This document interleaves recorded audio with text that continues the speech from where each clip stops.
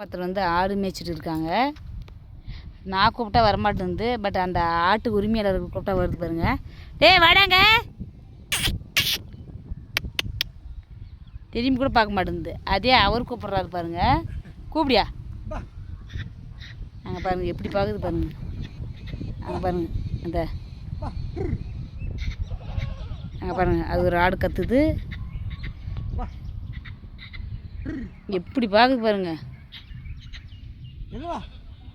இங்கே பாருங்கள், இங்கே ஒன்று பார்க்குது பாருங்கள். அதுதான் பாசம், உண்மையான பாசம். பட் என்ன பண்ணுறோம், கரெக்டாக குறிப்பிட்ட ஏஜ் ஆனால் அது வெட்டலி போடுறோம். பட் வந்து மனுஷனை விட அதிகமான பாசம் எதுன்னு பார்த்திங்கன்னா வெள்ளாடுன்னு சொல்லலாம். வெள்ளாடு வந்து பார்த்திங்கன்னா ரொம்ப பாசமாக இருக்கும். அதனால தான் வளர்க்குறவங்க யாரும் அது சாப்பிடவே மாட்டாங்க. அந்த ஆடை வெளியில் போய் தெரியாமல் விற்றுட்டு வந்துடுவாங்க.